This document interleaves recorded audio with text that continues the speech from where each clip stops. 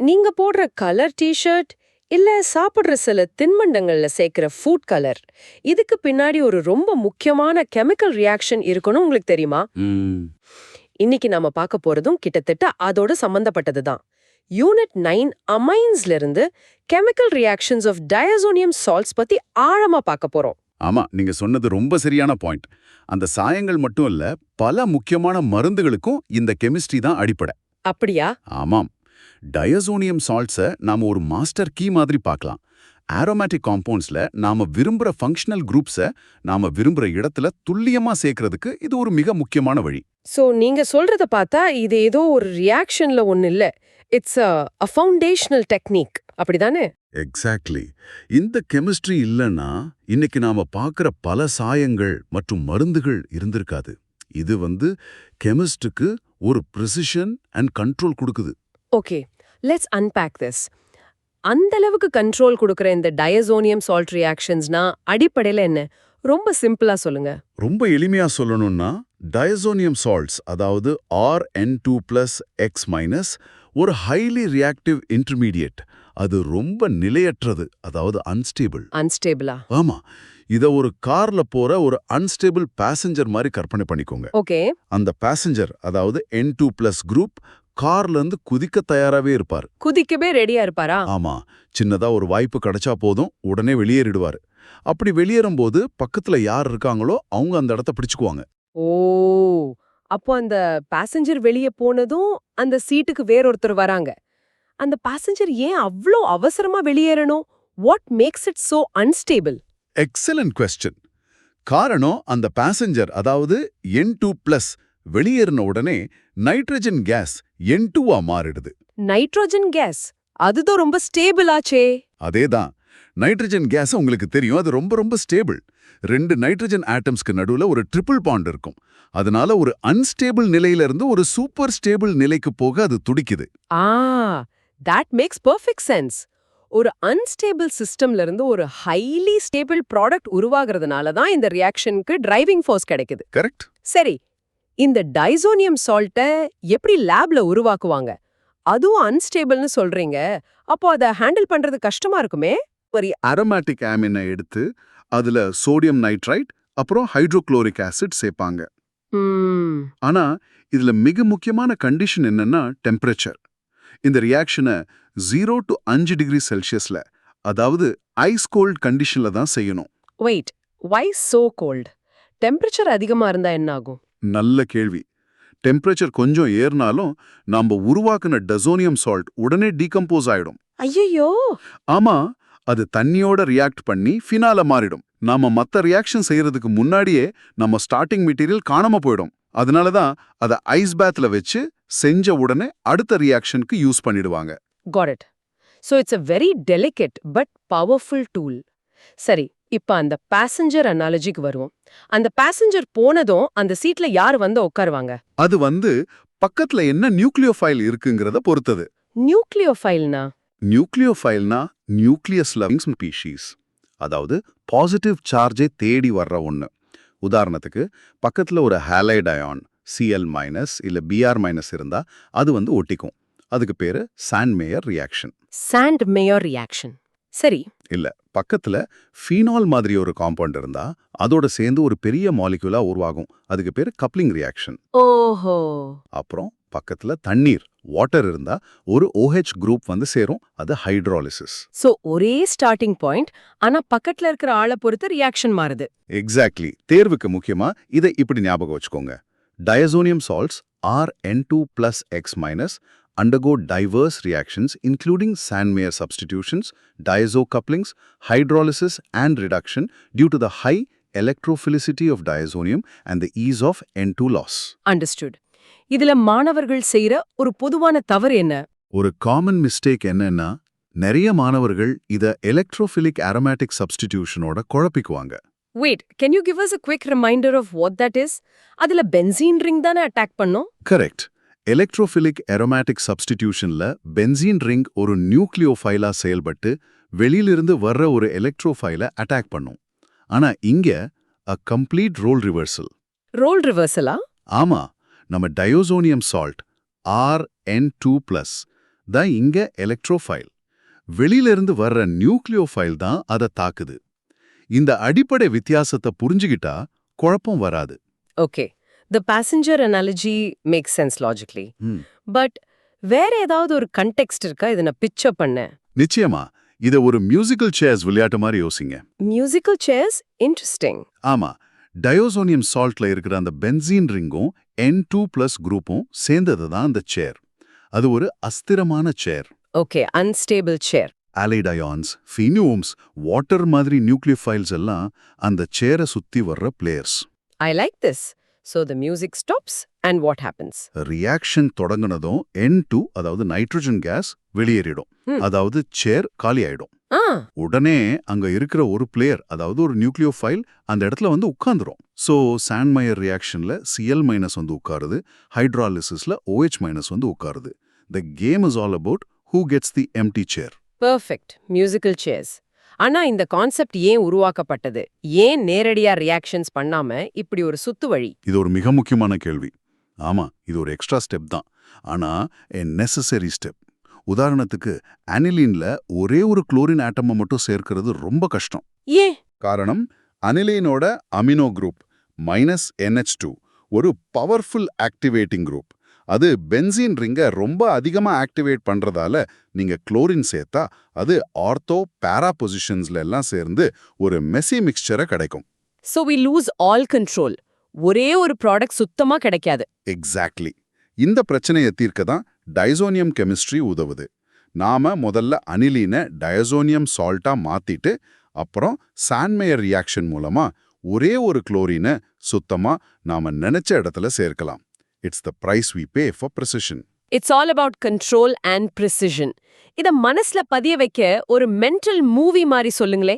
Okay, picture this. ஒரு benzene ரிங்கை கற்பனை பண்ணுங்க. பண்ணிட்டேன். அதுல N2+ குரூப் இருக்கு. அது ஒரு சிவப்பு நிறத்துல அதிர்வுடன் வைப்ரேட்டிங்கா இருக்கிற மாதிரி நினைச்சுக்கோங்க. அது ரொம்ப அன்ஸ்டேபிள்னு காட்டுறதுக்கு. Okay, a red vibrating group. இப்ப அந்த ரிங்கை சுத்தி 4 பாதைகள் பிரியுது. பாதை 1 சாண்ட்மேயர். ஒரு நீல நிற அம்பு, அதாவது Cl வருது. அந்த சிவப்பு நிற வைப்ரேட்டிங் குரூப்பை வெளியே தள்ளிட்டு அந்த இடத்துல உட்காருது. Simple substitution. பாதை 2 கப்ளிங். ஒரு பச்சை நிற அம்பு, அதாவது ஃபீனால் வருது. ஆனா இங்க ஒரு ட்விஸ்ட். அது N2+ வெளியே தள்ளாது. அப்போ மாறா அதோட சேர்ந்து ஒரு பாலம், அதாவது ஆசோ பாண்ட் -N = N மாதிரி உருவாகுது. 2 ரிங்ஸும் அந்த பாலம் மூலமா இணையுது. ஓ, so N2 stays in this case. ஆமா. பாதை 3 ஹைட்ராலிசிஸ். ஒரு மஞ்சள் நிற அம்பு, அதாவது H2O வருது. அது N2+ வெளியே தள்ளிட்டு ஒரு OH குரூப்பா மாறுது. சரி. கடைசியா பாதை 4 ரிடக்ஷன். ஒரு ஆரஞ்சு நிற அம்பு, அதாவது ஒரு ரிடியூசிங் ஏஜென்ட் வருது. அதுவும் N2+ வெளியே தள்ளிட்டு அந்த இடத்துல ஒரு ஹைட்ரஜனை மட்டும் வைக்குது. வாவ், ஒரே ஸ்டார்டிங் பாயிண்ட், ஆனா போற பாதைக்கு ஏத்த மாதிரி வேற வேற டெஸ்டினேஷன். That's powerful. அதுதான் டைசோனியம் கெமிஸ்ட்ரியோட சக்தி. சார், கண்ணால பார்க்க முடியுமா? லேப்ல இது ரொம்பவே டிராமாட்டிக்கா இருக்கும். முதல் உதாரணம் சாண்ட்மயர் ரியாக்ஷன். நீங்க லேப்ல ஆனலைனை எடுத்து அதை டயோசோனியம் சால்ட்டா மாத்தி அதுல காப்பர் 1 புரோமைட் சேர்த்தா என்ன ஆகும்? உடனே பிரிஸ்க் எஃபோவெசன்ஸ், அதாவது கடகடன்னு நுரைச்சு N2 கேஸ் வெளியே வரும். அந்த சொல்யூஷன் சூடாகி அடியில புரோமோபென்சீன் ஒரு எண்ணெய் மாதிரி படியும். அந்த கேஸ் வர்றதே ரியாக்ஷன் நடக்குதுன்னு காட்டுறதுக்கான ஒரு தெளிவான அறிகுறி. கேஸ் ரிலீஸ் பண்றதுனால ரியாக்ஷன் நடக்குதுன்னு கன்ஃபார்ம் பண்ணிக்கலாம். சரி, அடுத்த உதாரணம். அந்த கப்ளிங் ரியாக்ஷன் சொன்னீங்களே, அது எப்படி இருக்கும்? அடுத்தது ஆசோ கப்ளிங். இது இன்னும் சுவாரஸ்யமா இருக்கும். 2 கலர்லெஸ் லிக்விட்ஸை மிக்ஸ் பண்ணா திடீர்னு ஒரு பிரில்லியன்ட் ஃபயரி ரெட் சாலிட் உருவாகும். ஒரு மேஜிக் ட்ரிக் மாதிரி இருக்கும். வாவ். அதே டயசோனியம் சால்ட் சொல்யூஷன்ல பீட்டா நாப்தோல்ங்கிற கெமிக்கலை சேர்த்த உடனே கண்ணை பறிக்கிற பிரகாசமான ஆரஞ்சுலனா சிவப்பு நிறத்துல ஒரு பிரசிபிடேட், அதாவது ஒரு திடப்பொருள் உருவாகும். அதுதான் ஒரு ஆசோடை. That's fascinating. So the same 2 nitrogen atoms are playing 2 completely different roles. ஒன்னுல லீவிங் குரூப், இன்னொன்னுல பிரிட்ஜிங் குரூப். சரியா சொன்னீங்க. இந்த ஆசோடைஸ் தான் உலகத்துல 60-70% சிந்தெட்டிக் டைஸுக்கு காரணம். நம்ம துணிகள், பிரிண்டிங் இங்க்ஸ், ஏன் சில ஃபுட் கலரிங்ஸ்ல கூட இதை பயன்படுத்துறாங்க. நம்ம லேப்ல பயன்படுத்துற மெத்தில் ஆரஞ்சு இண்டிகேட்டர் கூட ஒரு ஆசோடை தானே? கரெக்ட். அந்த நிறங்களுக்கு பின்னாடி இந்த கப்ளிங் ரியாக்ஷன் தான் இருக்கு.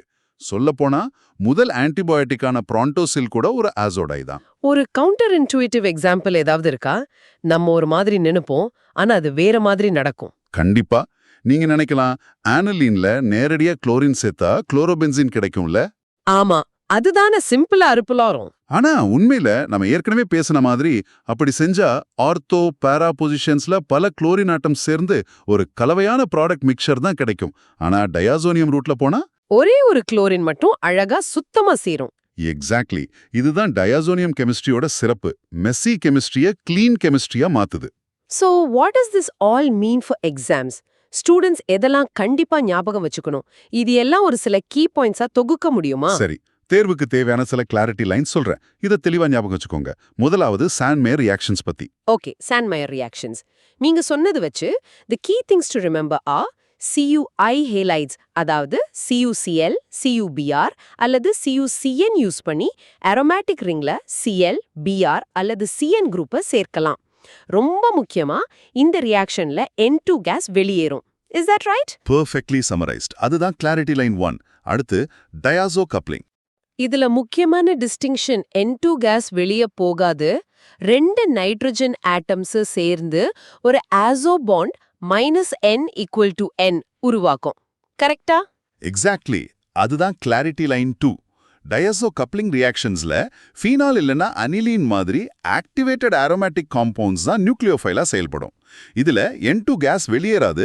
2 நைட்ரஜன் ஆட்டம்ஸும் சேர்ந்து Rn = N-R' என்ற ஆசோ பாண்டை உருவாக்கும். இது ரொம்ப முக்கியமான டிஸ்டிங்ஷன். சாண்ட்மேயர்ல N2 போகுது, கப்ளிங்ல N2 ஒரு பாண்டா மாறுது. What's next? அடுத்தது ரொம்ப சிம்பிள். Clarity line 3. டயாசோனியம் சால்ட் சொல்யூஷனை சும்மா சூடுபடுத்தினா போதும், வாட்டர் மாலிகுல் அட்டாக் பண்ணி ஃபீனால் RHO உருவாகும். இதுக்கு ஹைட்ராலிசிஸ்னு பேரு. இது நாம ஏன் ரியாக்ஷனா ஐஸ் கோல்ட் கண்டிஷன்ல செய்றோம்னு விளக்குது. ஆமா. So just heat and water gives phenol. அடுத்து கிளாரிட்டி லைன் 4. H3PO2 அதாவது ஹைப்போபாஸ்பரஸ் ஆசிட் மாதிரி ரெடியூசிங் ஏஜென்ட்ஸ் யூஸ் பண்ணா அந்த N2+ குரூப்க்கு பதிலா ஒரு ஹைட்ரஜன் வந்து சேரும். அதாவது RH. ஆமா, இதுக்கு டீஅமினேஷன்னு பேரு. நாம சேர்த்த அமினோ குரூப்பையே நீக்கிறது. வாவ்! ஒரு குரூப்பை ஆட் பண்ணி அதையே ரிமூவ் பண்றதுக்கும் இது உதவுது. கடைசியா இந்த எல்லா ரியாக்ஷன்ஸ்க்கும் பொதுவான காரணம் என்ன? அதுதான் நம்ம கடைசி and most important point. Clarity line 5. இந்த எல்லா ரியாக்ஷன்ஸ்க்கும் அடிப்படை காரணம் டயசோனியம் குரூப்ல இருக்கிற N2+ ஒரு எக்ஸலண்ட் லீவிங் குரூப். அந்த அன்ஸ்டேபிள் பேசஞ்சர். அதேதான். அது ரொம்ப சுலகமா N2 கேஸா வெளியேறிடும். அதனால தான் இந்த ரியாக்ஷன்ஸ் எல்லாம் நடக்குது. The stability of the product N2 drives the entire process. அற்புதம். So let's quickly recap. Diazonium salts ஒரு highly reactive intermediate. ஒரு unstable passenger மாதிரி N2+ குரூப் வெளியேற துடிக்குது, ஏன்னா அது ஸ்டேபிளான N2 கேஸா மாற முடியும். ஆமா.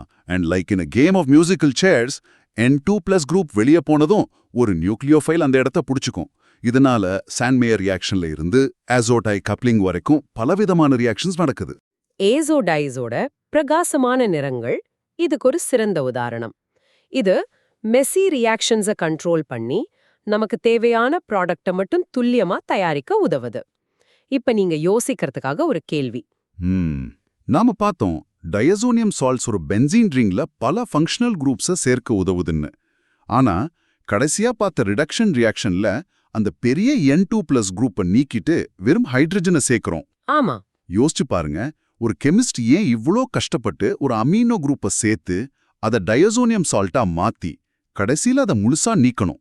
ஒரு குரூப்பை சேர்த்துட்டு அப்புறம் அதையே நீக்கிறது மூலமா ஒரு கெமிஸ்டுக்கு என்ன மாதிரியான ஒரு சிந்தட்டிக் சூப்பர் பவர் கிடைக்கும்? இத பத்தி சிந்திச்சு பாருங்க.